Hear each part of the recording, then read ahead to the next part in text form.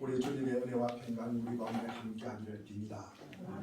내일은 낮과 밤이 같은 그리고 제비가 찾아온다는 춘분입니다. 봄비로 인해서 온 대지에 새롭게 변화의 따스한 분위기가 느껴집니다. 그러나 우크라이나에서 벌어지는 전쟁은 끝날 기미를 보이지 않고 그 사이에 수많은 사람들의 삶이 망가지고 있습니다. 백두대간을 태웠던 산불 이제 잡혔지만 산자락에 기대어 살던 이들과 피조물들의 시른 소리가 강산을 채우고 있습니다. 오랫동안 사람들을 들뜨게 했던 대통령 선거도 끝이 났습니다. 하나님께서 우리 기도를 들어주셨다고 기뻐하는 이들도 있지만 하나님이 안 계신 것 같다고 탄식하는 이들도 있습니다.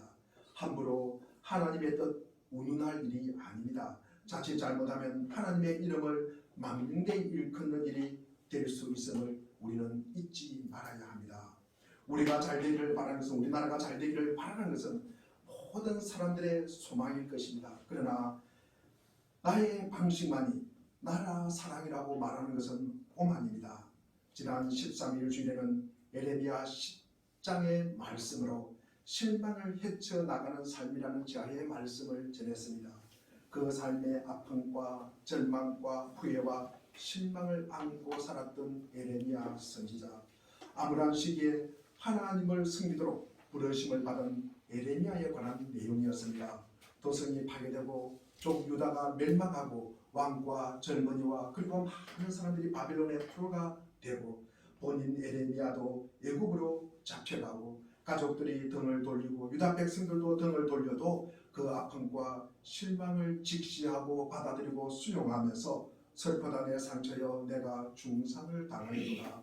그러나 내가 말하노라 이는 참으로 나의 고난이라 내가 참아야 하리로다 라고 고백합니다.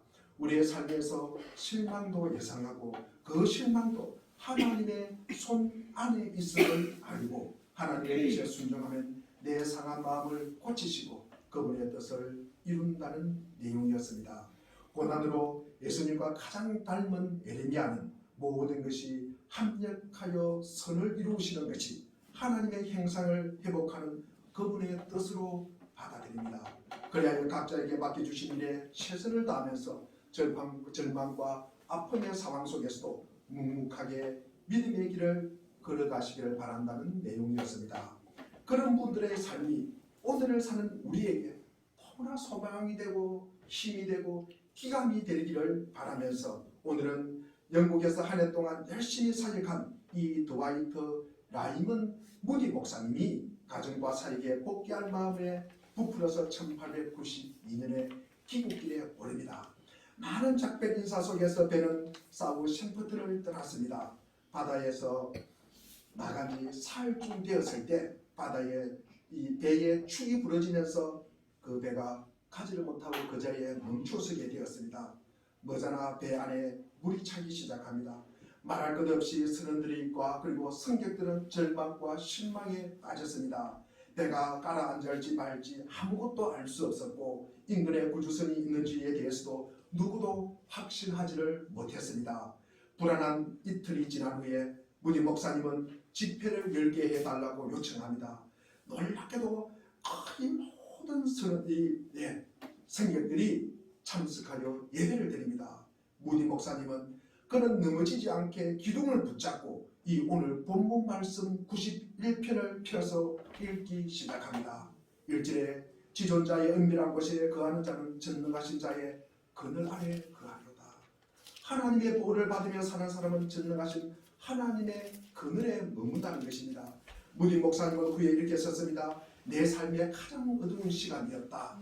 기도 중에 평안이 찾아왔습니다. 하나님은 내 부르짖음을 들으시고 내 영혼 깊은 곳에서 이런 고백을 하게 하였다.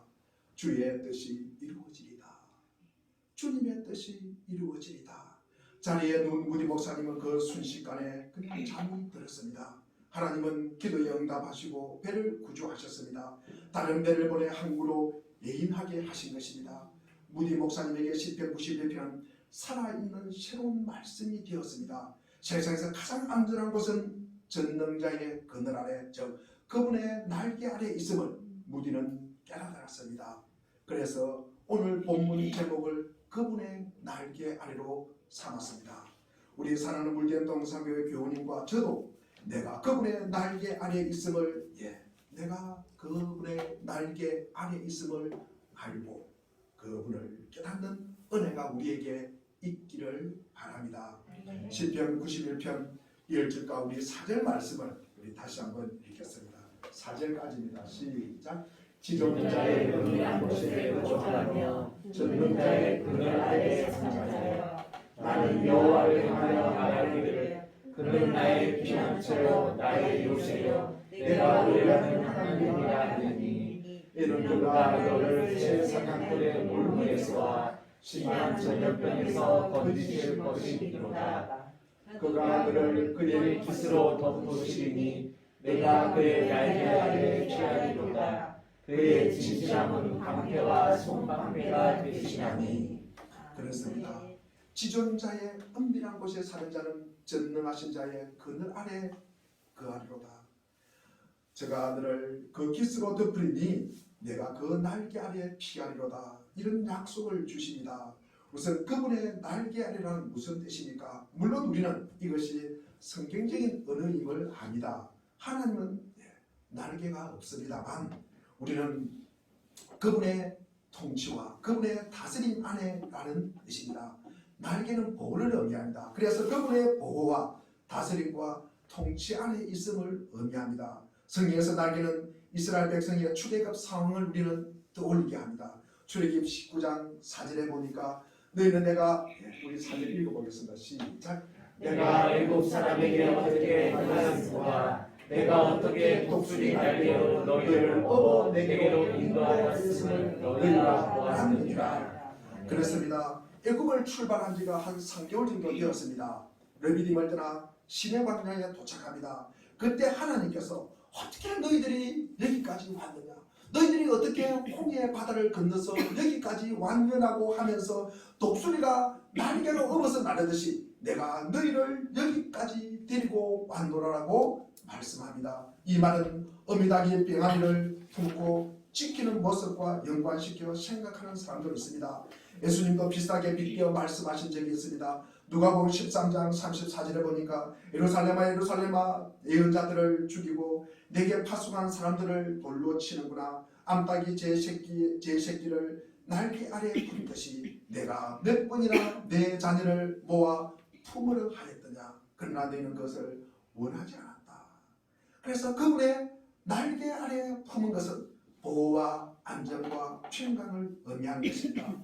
또 1절의 지존자의 은밀한 곳이 어디이십니까? 구약시대의 모든 유대인들에 있어서 가장 은밀한 곳은 한 곳입니다. 바로 그것이 어디입니까? 성막의 지성소입니다. 하나님이 계시는 곳입니다. 언약궤가 있는 곳입니다. 알다시피 우리는 성막을 세 구분으로 우리는 구분하여 알 수가 있습니다. 바깥들은 제사를 지내는 곳이고 그 다음에 그 조금 안에는 성소가 있습니다. 거기까지는 제사장이 들어가서 향을 피우는 곳이에요. 그 다음에 지성소는 뭡니까? 언약궤를 두고 있는 곳이 지성소입니다. 그 언약궤 위 속죄소에 두 천사가 날개로 그 언약궤를 덮고 있습니다. 시편 기자는 지금 그것을 지칭하고 있습니다. 은밀한 곳은 지성소입니다. 전능자의 그들은 속죄소 위 두 천사의 날개 아래를 말하고 있습니다. 구약시대 때는 대제사장만을 제외하면 누구도 지성소에 들어갈 수가 없었고 대제사장도 1년에 한 번 들어갈 수가 있었습니다. 억지로 들어가려고 하다가는 누구든지 죽음을 맞이합니다. 그러나 이 시대는 우리가 예수 그리스도를 믿고 구원받은 하나님의 자녀들은 누구나 지성소에 들어갈 수가 있습니다. 누구나 그분의 날개 아래에 들어갈 수 있다는 것입니다. 그분의 날개 아래에서 안식과 평강을 누릴 수가 있다는 것입니다. 예수 그리스도가 길을 내려주셨기 때문입니다. 예수님이 십자가에 죽으실 때 마가복음 15장 38절에 보니까 성경기장이 위에서 아래로 둘로 찢어지면서 하나님의 임재로 들어가는 길이 열렸습니다. 우리 사랑하는 물된 동산교회 교우님과 저는 지성소에 가는 그분의 날개 아래에 사는 특권을 우리는 누리고 있습니다. 우리는 하나님 안에 어쩌다가 한번 찾아가는 정도가 아니라 예수 그리스도 덕분에 아예 거기서 살게 되었습니다. 그곳에서 거주하게 되었다는 것입니다. 세상에서 가장 안전한 곳이 그분의 날개 아래라고 하면 여러분은 믿겠습니까? 다시 한번 묻겠습니다. 세상에서 가장 안전한 곳이 그분의 날개 아래라고 말하면 여러분은 믿겠습니까? 아멘. 그런데 어쨌든 사실입니다. 그 날개 그늘이 전능자의 그늘이라면 말입니다. 이는 우리가 장소적 개념에 한정되어서 이야기하는 것이 아니라는 말씀입니다. 세상에서 가장 막강한 군대의 보호와 그리고 핵 우산 아래에서도 나는 전능하신 하나님의 날개 밑이 더 안전하고 좋습니다. 세상에서 가장 음한 재물에 깔고 있을지라도 나는 전능하신 하나님의 그늘이 더 풍성하고 좋습니다. 세상에서 가장 높은 곳에 서는 것보다 나는 전능하신 하나님의 그늘 밑에 더 영광스럽고 좋습니다. 우리 시편 91편을 읽어보면 지성소적 하나님의 날개 아래 사는 자들을 위한 놀라운 약속들이 계속 나옵니다. 우선 하나님은 보호를 약속하십니다. 3절에도 새 사냥꾼의 올무와 적들이 쫓아올 때 하나님의 보호하심을 알게 되었고 심한 전염병과 죽을 병에서 건지실 것도 알게 되었다.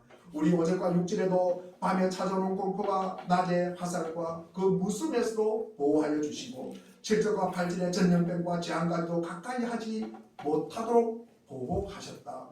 9절과 10절에도 악인들의 공격과 자신의 장막에 닥칠 수 있는 일상의 재앙까지도 보호하겠다는 말씀입니다.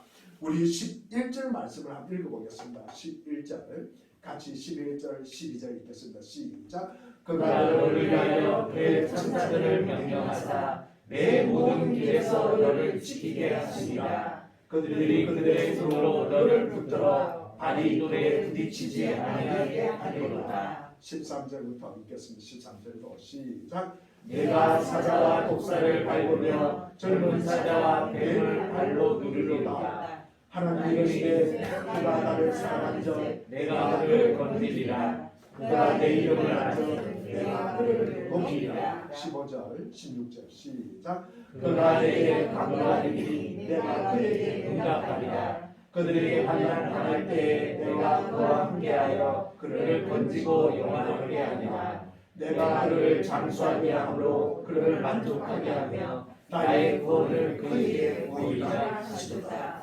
이 모든 약속은 하나님의 사랑입니다. 그 사랑으로 너희들을 건져주고 내 이름을 알고 부르는 자에게 그 이름을 높여주겠다고 하십니다.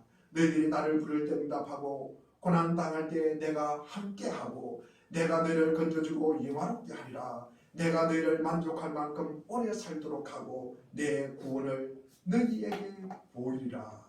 이는 우리 그리스도인들이 사고나 질병을 겪지 않는다는 뜻이 아닙니다. 여러분과 내가 알다시피 우리도 그런 일을 당하고 살아갑니다. 하나님의 약속은 우리로 시련을 면하게 한다는 것이 아니라 시련 속에서도 우리를 지키신다는 것입니다. 아멘. 결국 마지막에는 구원입니다. 아멘. 그분의 그늘 안에 머문다는 것 자체가 구원입니다. 이런 아픔과 절망과 시련 속에서도 마지막은 해피 엔딩이라는 것입니다. 이 세상의 모든 피조물은 하나님의 날개 아래 있다는 것입니다. 이게 바로 무엇입니까? 복음입니다. 복음은 우리에게 좋은 소식입니다. 이 좋은 소식은 누가 들도 귀가 번쩍 열리고 눈이 활짝 뜨이는 소식, 너무나도 좋은 소식. 제가 자주 말씀드리는 이사야 40장 9절과 10절에도 이 아름다운 소식, 좋은 소식은 뭐다? 하나님이 통치하신다는 것입니다. 친히 그의 팔로 다스리실 것이라는 것입니다. 이사야 52장 7절도 마찬가지입니다. 좋은 소식, 아름다운 소식은 복음은 하나님이 통치하신다는 것입니다. 이사야 19장 6절에도 이 하나절에 보니까 할렐루야 주 우리 하나님 곧 전능하신 이가 뭐 하신다? 통치하신다. 이사야 19장 6절 말씀. 우리 이사야 19장 6절 말씀 하반절에 보니까 할렐루야 주 우리 하나님 곧 전능하신 이가 통치하신다. 이 세상 이 땅에서 존재하는 모든 피조물은 하나님의 통치 안에 있습니다. 그분의 다스림 안에 있다는 것입니다. 이 세상은 언제 어디라도 사탄의 세력 아래 있는 것이 아니라 하나님의 다스림 안에 있다는 것이 좋은 소식이요 복음이라는 것입니다. 이 복된 소식을 내 것으로 받아들이면 구원이 임하는 것입니다. 그럼 그분의 날개 아래 있는 자들은 어떤 모습일까? 그분의 다스림 안에 있는 자들은 어떤 자세로 살아갈까? 즉 구원이 임한 자, 구원받은 자의 모습은 어떠할까? 하나님의 날개 안에 임하는 것, 이것을 아는 이 구원받은 자의 모습은 어떨까? 세 가지로 제가 말씀을 드리고자 합니다. 첫째로 그분의 날개 아래 있음을 아는 첫 번째 이유는 하나님을 우리가 인격적으로 만나고 아는 것만이 우리 죄인을 구원받을 수 있는 유일한 길이라는 사실입니다. 요한복음 3장 16절에 하나님이 세상을 이처럼 사랑하사 독생자를 주셨으니 이는 그를 믿는 자마다 멸망하지 않고 뭐 하신다? 영생을 얻게 하신다는 거예요. 이 구원의 방식, 하나님께서 예수 그리스도를 보내서 구원을 갖다가 이루는 이 방법, 이것을 우리가 입으로 시인하고 알고 받아들이고 용납하는 것입니다. 하나님께서 말씀하신다. 요한복음 17장 3절에 보니까 영생은 오직 한 분이신 하나님을 알고 또 아버지께서 보내신 예수 그리스도를 아는 것이다. 하나님을 알고 그분이 보내신 예수 그리스도를 아는 것이 영생이요 구원이라고 하였습니다. 예수님과 이 요한복음 9장에 예수님과 맹인의 대화 내용입니다. 요한복음 우리 9장 35절에 보니까 예수님께서 너가 인자를 믿느냐라고 예수님이 물으십니다. 36절에 보니까 그가 대답합니다. 주여 그가 누구시오니까 내가 믿고자 하나이다. 그러니까 37절에 예수님께서 대답합니다. 내가 그를 보았거니와 너가 그를 보았거니와 지금 너와 말하는 자가 그니라. 그러니까 38절에 주여 내가 믿나이다. 그리고 예수님의 앞에 무릎을 꿇고 절을 하였다. 이 눈먼거린 앞을 못 보는 이 맹인이 육신의 시력을 얻었을 뿐만 아니라 마음의 영적인 눈도 밝힐사 영생을 얻었습니다. 그가 보았던 맨 처음에 반응, 그가 구세주를 만나고 그가 메시아를 만난 그 첫 반응은 모든 사람들이 지켜보는 앞에서 예수님을 공개적으로 무릎을 꿇고 절을 하였다. 이 말씀은 예배를 드렸다는 말씀입니다. 요한복음 9장 38절에 절하다는 의미는 예배하다는 뜻입니다. 예배하는 것은 나를 최대한으로 낮추고 하나님을 최대한으로 높이는 것입니다. 예배하는 것은 그분을 나의 주인으로 받아들이는 것입니다. 그분이 메시아요, 그분이 구원자임을 인정하고 시인하고 내가 믿고 살아가는 것입니다. 그분이 누구인지를 알게 되면 우리는 그분 앞에 엎드리는 것입니다. 두 번째로 그분의 그늘 안에 있음을 아는 이 두 번째 이유는 바로 우리는 하나님을 예배하고 그분께 영광을 돌리기 위하여 창조되었다는 사실을 우리가 믿는 것입니다. 알지도 못하는 신에게 예배를 드릴 때는 기쁨과 위로를 얻을 수가 없습니다. 우리는 하나님의 형상을 입은 자들이기에 지금 하나님과 교제하고 소연히 문답에서 나오던 그를 영원토록 즐거워하도록 창조되었습니다. 고린도전서 1장 30절에 읽어보겠습니다. 1장 30절 시작. 너희는 하나님으로부터 나서 그리스도 예수 안에 있고 예수는 하나님으로부터 나와서 우리에게 지혜와 의로움과 거룩함과 구원함이 되셨으니. 우리가 예수 그리스도의 의의 옷을 입은 자들에게 뭐를 준다고요? 지혜와 의로움과 거룩함과 구원함이 되셨다. 예수 그리스도가 임한 자, 예수 그리스도의 의의 옷을 입은 자들은 하나님의 권세와 사탄의 권세의 그 차이를 구별할 줄 알아요. 그러면서 하나님의 권세를 선택하는 지혜를 갖다가 주신다는 것입니다. 그리고 어린 양 예수가 인도한 대로 따라하는 것이 뭐라 그랬습니까? 의라 그랬어요. 어린 양 인도하는 대로 우리가 따라하는 그런 것이 의로움이라고 하였습니다. 그리고 세상과 구별되는 삶을 사는 것이 거룩함이라고 하였습니다. 영원한 삶이 임하는 것이 구원함이라고 하였습니다. 이런 자들은 어린 양의 혼인잔치에 체험을 받고 세마포 옷을 입고 하나님 나라에 들어가는 뭐를 누린다? 복을 누린다고 하였습니다. 계시록 19장 8절에 보면은 그에게 빛나고 우리 19장 8절 10절 8절 9절 한번 읽어보겠습니다. 시작.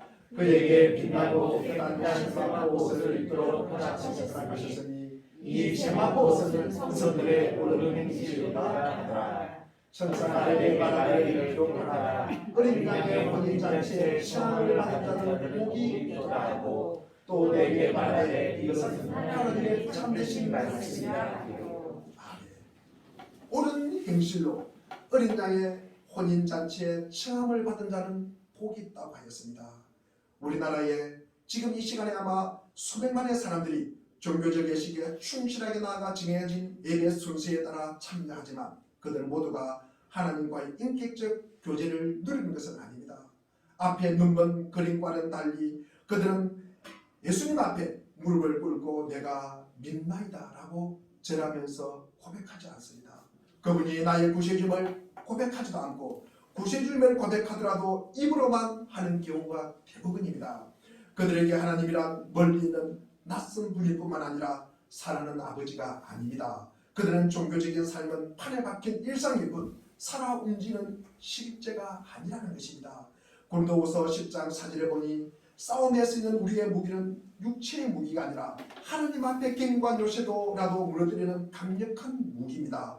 우리는 계배를 무찌르고 오질에 하나님을 아는 지식을 가로막는 모든 교만을 쳐부수고 모든 생각을 사로잡아서 그리스도께 복종시킵니다. 제가 세 번째로 읽었습니다.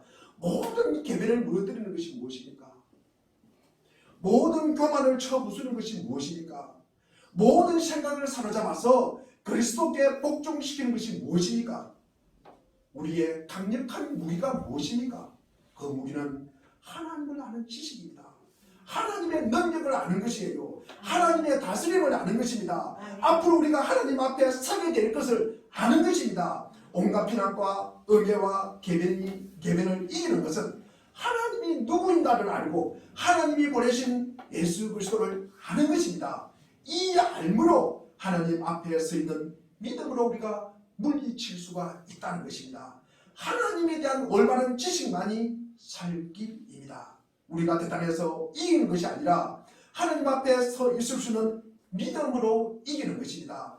다른 예수를 말합니다. 우리 고린도후서 지금 새벽 기도를 드리고 있습니다. 다른 예수를 말해요. 다른 영을 말합니다. 다른 복음을 말해도 우리가 하나님을 아는 충만한 지식으로 우리가 그것을 이길 수 있다는 것입니다. 승리할 수 있다는 것입니다. 모르면 넘어가는 것입니다. 무슨 소리를 해도 우리가 주님께서 주신 능력으로 하나님 앞에서 부끄러움은 없는 양심으로 그리고 변함없는 신실함과 끝까지 신뢰하는 믿음이 있어요. 그게 능력이고 그게 힘이라는 것입니다. 그분의 그늘 아래 있는 자들은 하나님을 아는 지식이 자신의 모든 생각을 사로잡아서 그리스도께 복종을 시킵니다. 이것이 하나님께 영광을 돌리는 것이라고 말씀합니다. 세 번째로 그분의 그늘 아래 있음을 아는 세 번째 이유는 우리가 영생을 얻고 성경적인 예배를 실천할 때 변화된 축복을 경험하고 누리는 것입니다. 우상 숭배 리스크를 설명하면서 시편 기자는 이렇게 덧붙입니다. 시편 115편 8절을 보면은 우상들을 만드는 자들과 그것을 의지하는 자들이 다 그와 같다. 우상을 만드는 자나 그리고 그 우상을 따르는 자고 따르거나 의지하는 자는 동일하다는 것입니다. 똑같습니다. 우리가 예배하는 대상을 닮아갑니다. 그분을 사모하기 때문에 그분의 은혜과 그분의 마음을 우리는 닮아가는 것입니다. 알지 못하는 신을 섬기는 것은 우상을 의지하는 것입니다. 우리는 집의 선반에 우상을 올려놓을 뿐만 아니라 우리의 마음과 생각에서도 우상을 섬길 수가 있습니다. 하나님 아버지가 그분의 자녀를 향해 가지신 예정인 목적은 그들이 그의 아들의 형상을 본받게 하는 것입니다. 본받게 하는 것입니다. 고린도전서 15장 49절에도 우리가 흙에 속한 자 아담의 형상을 입은 것과 같이 또한 하늘에 속한 이의 형상을 입으리로다. 우리가 그렇다고 해서 우리는 이러한 변화를 경험하기 위해서 예수님을 다시 만날 때까지 우리가 넉넉고 기다리면 안 됩니다. 왜냐하면 성령이 오늘 지금 여기서 우리의 변화를 시작할 수 있기 때문입니다. 우리가 기도하고 하나님의 말씀을 묵상하고 고난과 기쁨을 경험할 때 또한 우리가 증거하고 예배하며 하나님의 사람들과 교제하며 성령의 은사로 주님을 섬길 때 성령이 우리 속에서 참잠히 역사하시고 우리가 주 예수 그리스도를 더 닮도록 변화시켜 주십니다. 결론은 분명합니다. 우리가 하나님을 더 잘 알면 알수록 우리는 그분을 더 사랑하게 되는 것입니다. 우리가 하나님을 더 사랑하면 사랑할수록 우리는 그분을 예배하고 순종하는 일에 더욱더 힘쓸 것입니다. 그 결과 우리는 하나님을 더욱 닮게 됩니다. 베드로후서 3장 18절에서 베드로가 말했듯이 우리 주 곧 구주 예수 그리스도의 은혜와 그를 아는 지식에까지 자라가는 것을 경험하게 될 것입니다. 하나님이 우리에게 하나님을 알 것과 예배할 것을 명령하는 이유가 무엇입니까? 제가 다시 한번 말씀하겠습니다. 제가 말씀을 준비하면서 일주일 내내 이 말씀이 저를 사로잡았습니다. 하나님이 우리에게 하나님을 알 것과 예배할 것을 명령하시는 이유가 무엇입니까? 우리가 하나님을 섬기고 영화롭게 할 때 누릴 수 있는 기쁨의 특권을 맛보시기 원하시기 때문입니다. 우리에게 예배하라고 명령하는 것은 천상의 존재가 자존심을 세우려고 하는 것이 아닙니다.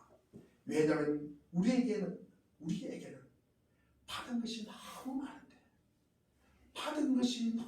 많은데 하나님께 드릴 수 있는 것이 아무것도 없기 때문입니다. 여러분은 일주일 동안 살아가면서 하나님께 무엇을 드렸습니까?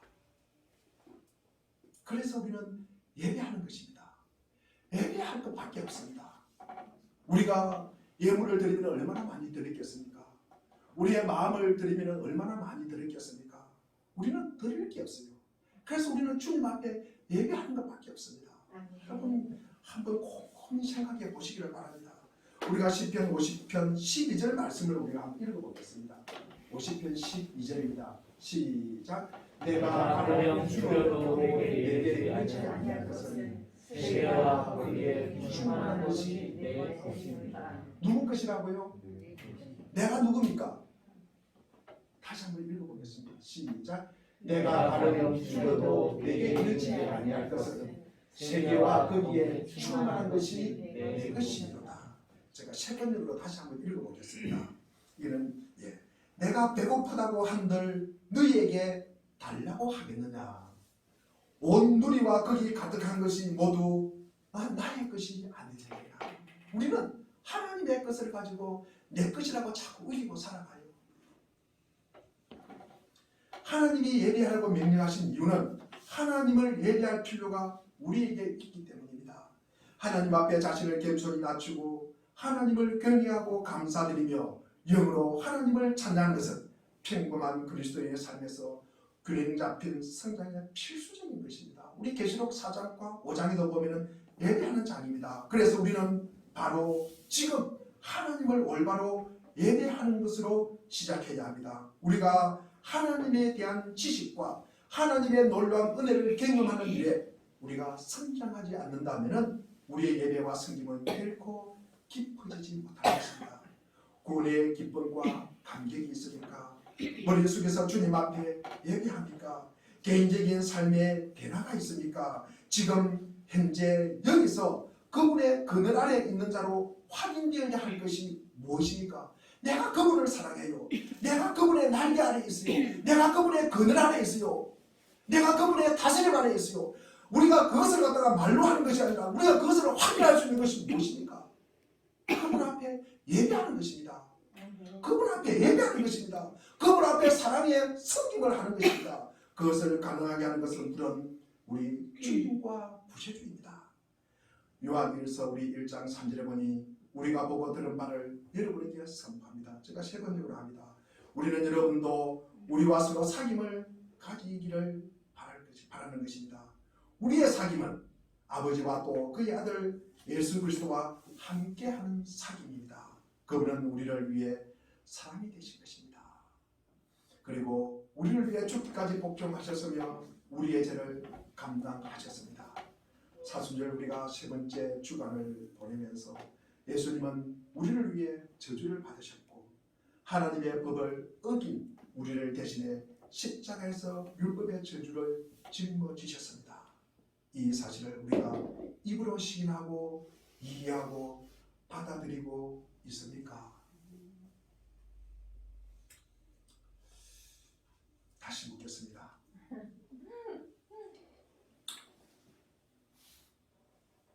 예수님은 우리를 위해서 저주를 받으시고 하나님의 법을 어긴 우리를 대신해서 십자가에 율법의 저주를 짊어지셨다는 사실을 우리가 입으로 시인하고 그리고 이해하고 받아들이십니까? 아멘. 아멘. 우리가 그렇다면은 삶의 위험이 우리에게 아픔은 줄 수 있을지 몰라도 절대로 해를 끼칠 수는 없습니다. 고난은 우리에게 나쁜 것이 아니라 오히려 유익하다는 것, 그분의 약속을 우리는 경험할 수가 있습니다. 오늘 우리 11절과 12절도 보면은 제가 너를 위하여 그 사자들을 명하사 내 모든 길에서 너를 지키게 하시니라. 너희가 그 손으로 너를 붙들어 발이 돌에 부딪히지 않게 하리로다. 이게 하나님의 약속입니다. 우리가 현대과학의 천사의 개념을 갖다가 비웃지만도 하나님의 자녀들은 그렇지 않습니다. 예수님은 하나님의 천사들이 그분의 자녀들을 지킨다고 가르치십니다. 천사는 우리 앞서 달려가 돌을 치우지 않습니다. 때로는 앞길에 그런 돌이 있어야 우리가 주님을 더 의지하는 법을 배우기 때문입니다. 천사가 하는 일은 그런 걸림돌이 아니라 디딤돌로 삼아서 우리를 돕는 것입니다. 하나님의 천사들이 우리를 지켜주고 우리 목숨을 구해주는 일이 참으로 많았음을 우리가 이 땅에 살 때는 잘 모르지만도 나중에 우리가 천국에 가면 알게 될 것이라고 저는 굳게 믿습니다. 그래서 겸손하게 살거나 하나님을 시험하는 말이 아닙니다. 이런 염려를 버리라는 격려의 말씀을 제가 하고 있는 것입니다. 하나님의 뜻 안에서 신자들은 사명을 다할 때까지 죽지 않습니다. 우리가 하나님의 뜻 밖에는 위험이 있지만 하나님의 뜻 안에는 그분의 보호가 있습니다. 그 보호가 있기에 우리는 삶이 아무리 고달파도 성령의 평안을 누리는 것입니다. 우리가 그분의 날개 안에 있을 때, 곧 그리스도 예수 안에 있을 때야말로 삶의 풍랑 속에서도 가장 안전한 곳입니다.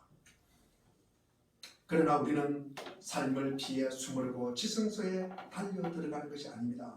폭풍 중에 피난처 되신 하나님께 피한다는 내용이 성경 말씀과 찬송가를 잘못 해석하는 사람들이 많습니다. 우리가 하나님의 날개 아래 계속 그곳에서 머물러 있는 것이 아닙니다. 우리가 그분의 날개 아래에 들어가서 그분의 힘과 도움을 받은 후에 우리가 위로를 받고 회복이 되면 다시 삶으로 돌아가서 그분의 뜻을 행해야 하는 것입니다. 우리 기존에 이런 생각을 많이 했어요. 우리가 그냥 주님 안에 있으면 주님의 날개 아래 있으면 그냥 편안하다 그 이야기만 계속 성경 말씀과 그리고 찬송가를 갖다가 그렇게 해석한 적도 있었습니다. 우리가 하나님의 날개 아래 우리가 계속 머무는 것이 아니라는 말씀입니다. 우리가 그분의 날개 아래 있어서 우리가 그분의 날개 아래 있으면서 힘을 얻고 능력을 얻습니다. 그리고 도움을 받은 후에 우리가 위로가 되고 회복이 되고 치유가 되면 다시 삶으로 돌아가서 그분의 뜻을 갖다가 행해야 되는 것입니다. 그분의 뜻을 행하는 이 땅은 어려움이 있고 고난이 상존하고 있는 것입니다.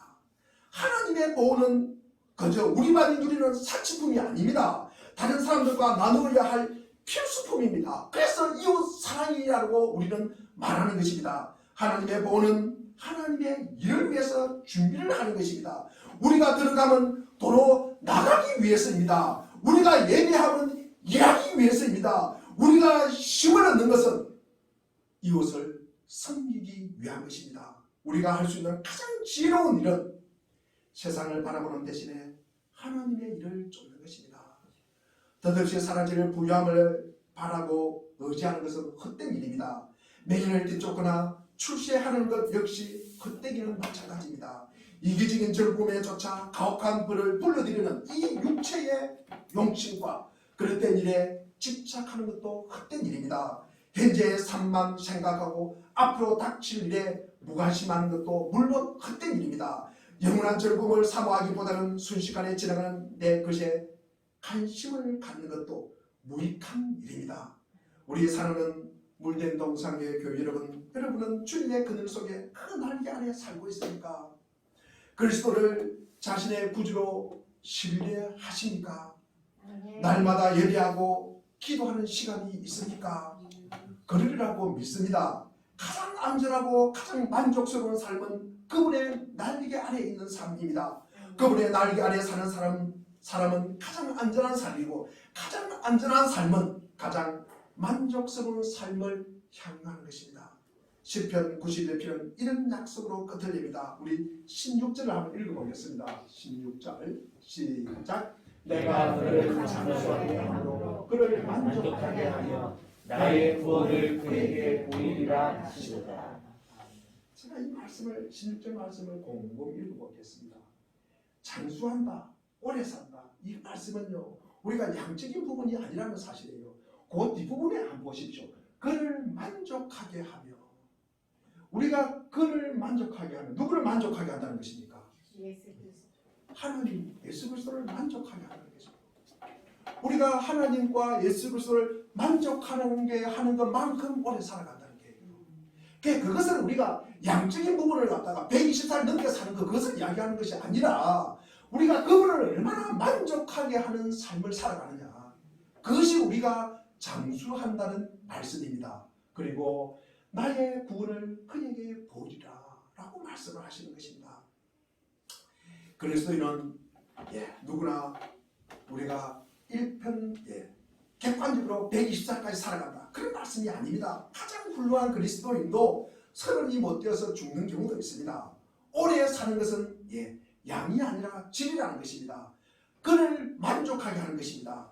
그것은 충만하게 만족스러운 삶을 뜻하는 것입니다. 그리스도를 외면하면 100년을 살아도 목숨을 연명하는 데 그칠 수가 있습니다.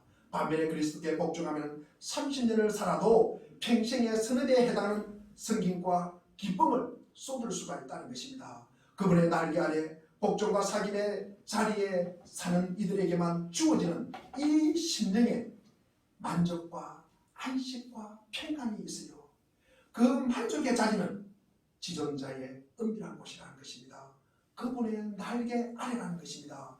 예수 그리스도께 복종하고 자신의 삶을 그분에게 꼭 매매는 생사를 걸 만한 값진 만족을 얻을 것입니다.